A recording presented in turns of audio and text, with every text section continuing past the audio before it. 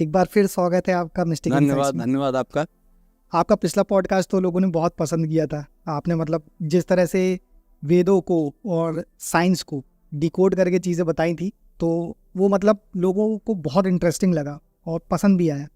तो इस बार का पॉडकास्ट भी मैंने आपके लिए थोड़ा अलग ढंग से डिज़ाइन किया है। कोई बात नहीं। तो शुरू करें?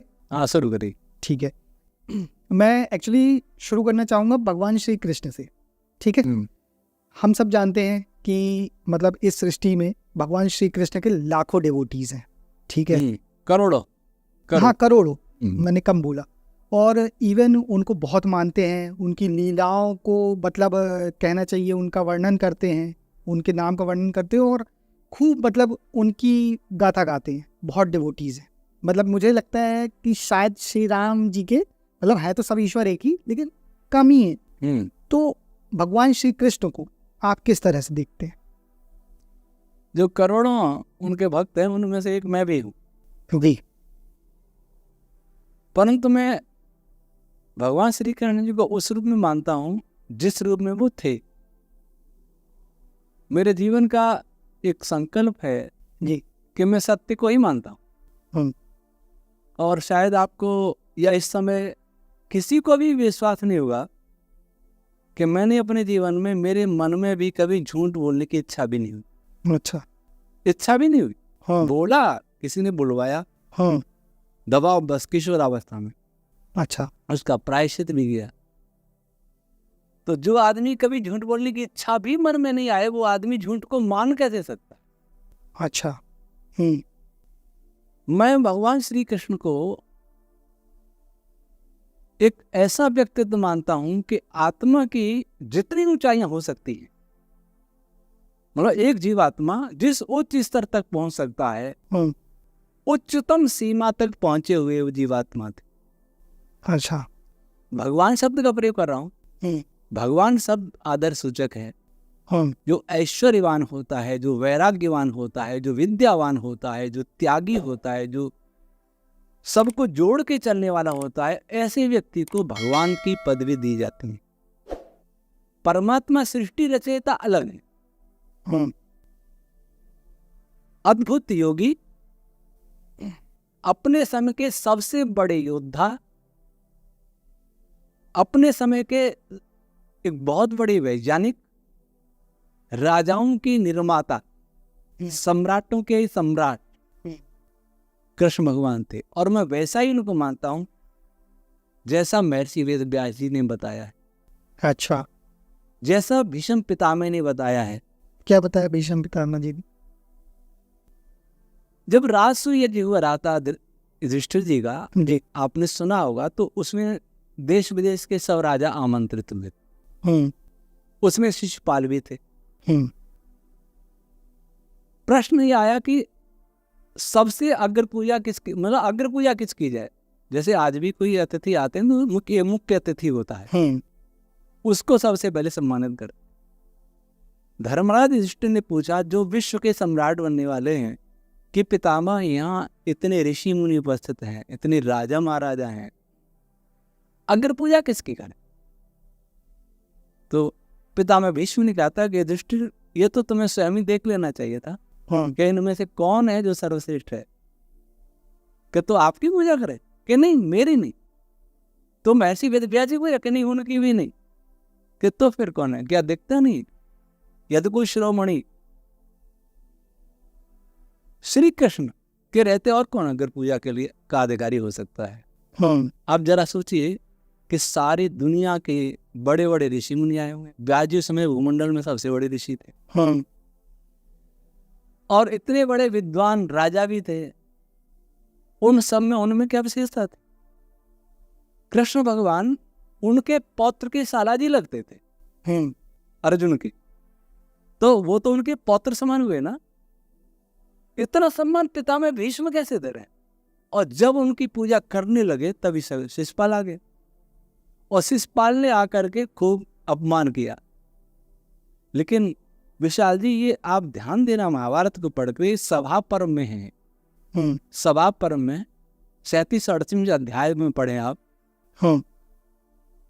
तो शिशुपाल ने बहुत आक्षेप लगाए हैं। कैसे? ये कंस का दास है, जिसका अन्न खाया उसी को मार दिया। इसने एक छकड़े को पैर से गिरा दिया तो क्या हुआ, ये ग्वाला है। इस प्रकार की बातें की। और तुम सब कायर हो जो इसकी पूजा कर रहे हो। भीष्म नपुंसक है, सठिया गया है, बुद्धि भ्रष्ट हो गई है, ऐसी बातें की। लेकिन कहीं इन्हें कहा कि औरतों के साथ नाचता है, कहीं ने कहा कि इसकी कोई प्रेयसी भी है, कहीं ने कहा कि ये चीर लेके भाग गया, कहीं ने कहा कि माखन चुराता फिरता था। अगर जो आज जिस प्रकार की लीला की जाती है वो सत्य होता कृष्ण जी के जीवन का, तो क्या शिषपाल नहीं कहता? जो ये कह सकता है कि कंस अपने मामा को ही मार दिया, वो बात ये भी तो कह सकता था ये चोरी करता फिरता था, कि रास रचाता फिरता था, ये औरतों के साथ नाचता फिरता था। ये तो नहीं कहा शिषपाल ने। जो शिषपाल गाली नहीं दे सकता, वो आज हम गाली दे रहे हम। ये गाली हुआ ना। अच्छा, तो मतलब आपका क्या कहना है, ये जो मतलब ये तो लीलाएं हैं ना उनकी। हाँ, ये तो वर्णित है। ये लीलाएं वर्णित महाभारत में नहीं है। नहीं तो श्रीमद् भागवत जी में, पुराणों में। भागवत पुराण है, वो महर्षि व्यास जी का बनाया हुआ है ही नहीं। अच्छा, देखिए, ये किसने, परीक्षित ने राजा ने कथा सुनाई थी, और उसमें सुखदेव जी भी आते हैं बीच में। सुखदेव जी आते हैं। महाभारत पढ़ेंगे तो भीष्म पितामह जब सरहैया पर पड़े हैं, तो उन्होंने कई दिन उपदेश दिया धर्मराज को। उन उपदेशों में ये भी बताया कि सुखदेव किस प्रकार से सूर्यलोक में गमन कर गए। कथा सुन के नहीं, कथा सुन के नहीं, कथा तो हुई नहीं, परीक्षित तो पैदा ही हुआ उस समय। तो परीक्षित ने कथा सुन कहां से ली? वो तो पहले सुखदेव तो चले गए। योग बल से उन्होंने शरीर छोड़ कर सूर्य में चले गए। ये वर्णन महाभारत में आता है, तो भागवत कहां से लिख दी? और किसी भागवत में, मतलब इसमें महाभारत में इस प्रकार का कोई वर्णन नहीं है।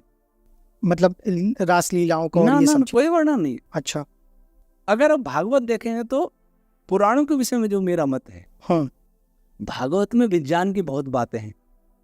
भागवत बनाने वाला संस्कृत का उत्तम कोटि का विद्वान था। और वो वैदिक विज्ञान भी जानता था। लेकिन मुझे लगता है कि ऋषि तो नहीं थे। क्यों? कि भविष्य पुराण में अलग, भविष्य पुराण में मोहम्मद की कहानी, पृथ्वीराज की कहानी है, विक्टोरिया की भी सुनी है। भविष्य पुराण तो मैंने देखा, उसकी मोहम्मद साहब की कहानी भारत है। ये व्यास जी ने कैसे लिख दी? अब कहीं व्यास जी ने भविष्यवाणी कर दी, तो ये भविष्यवाणी कहीं नहीं उसमें कि देश स्वतंत्र भी हुआ अंग्रेजों से, ये भविष्यवाणी नहीं है। तो ये भी लिखते अगर भविष्यवाणी होती तो। तो ये पुराण विभिन्न विद्वानों ने लिखे, और पहले पांडुलिपियां होती थी, प्रेस तो थे नहीं, कोई कॉपीराइट कानून नहीं थे, बाद में इसमें जोड़ते गए। कृष्ण भगवान के लिए जो ये इस प्रकार की अश्लील बातें हैं, भागवत पढ़ेंगे तो मेरे पास से पुस्तक है, बोलो किधर जाओगे, हम आपको दे के देंगे। अच्छा, उसमें भागवत से उद्धरण दिए हैं। राधा का तो नाम भागवत में नहीं है, वो ब्रह्मवैवर्त पुराण में है। हाँ, मैंने 5 पुराण पढ़े थे, फिर ब्रह्मवैवर्त पुराण पढ़ करके मेरा सिर शर्म से झुक गया, मैंने बंद कर दिए। सिर शर्म से झुक गया? अश्लीलता बहुत थी। क्यों, ऐसा क्या था? राधा के साथ दुराचार समागम शब्द है। कुब्जा को समागम में मार दिया। मैथुने न जघान, कुब्जाम जघान मैथुने न, ये लिखा है शब्द। तो ये कथावाचक इन बातों को तो नहीं सुना सकते। अगर आप किसी कथावाचक को भागवत का पूरा जो लिखा है हिंदी अनुवाद वो पढ़ के सुना दीजिए। अच्छा, नहीं सुनाएगा। मतलब ये सोच लीजिए आप कैमरे में बोल रहे हैं, आप हाँ कैमरे में बोल रहा हूँ, नहीं सुना सकता कोई। अच्छा, और मैं बोलो कि जाओगा पुस्तक दे दूंगा। हाँ, क्योंकि वो ये कुछ ऐसी बात है जिसको मैं कह भी नहीं सकता हूँ कैमरे के सामने, नहीं आपसे व्यक्तिगत में नहीं कह सकता। नहीं तो एक्चुअली ये भी है ना कि लोग तो मतलब ये भी बताया गया है कि मतलब जब भागवत चलती है तो उनकी रासलीलाओं का वर्णन होता है, चीजें बताई जाती हैं, तो फिर ये मतलब कहाँ से चीजें आई? फिर आप ये बताइए। रासलीला में तो बता सकते हैं, लेकिन रासलीला में और क्या क्या लिखा है अंदर, उसमें जो व्यभिचार का लिखा है, मैथुन का लिखा है, वो नहीं बताएंगे। तो ऐसा कोई क्यों लिखेगा? ऐसा क्यों लिखेगा, ये प्रश्न है। हाँ और भी पुराणों में इसमें नहीं है। हाँ वायु पुराण, अग्नि पुराण, ब्रह्मांड पुराण, हरिवंश पुराण, मत्स्य पुराण, ये बहुत, इनमें अच्छा है, ये काफी है। ये तो विज्ञान सब में है, हाँ शिव पुराण में भी है, भागवत पुराण में भी है, सब में है। लेकिन मेरा अपना जो मत है हाँ कि लिखने वाले तो विद्वान था, लेकिन इसमें दुष्ट व्यक्तियों ने जोड़ा, अच्छा उसमें मिलावट। हाँ अब शास्त्रों में दो प्रकार की मिलावट मिलती है। पुराणों की बात भी कर रहा हूँ, तो भविष्य पुराण में शायद, या ब्रह्म वैवर्त में, ब्राह्मणों के लिए 5 लाख गायों को पकाया, गोमांस खाने का विधान है। अच्छा, क्या आप स्वीकार करेंगे? कोई हिंदू स्वीकार नहीं करेगा, लेकिन लिखा है। अच्छा, मैंने स्वयं पढ़ा है, मैंने सारे पुराण मंगाए।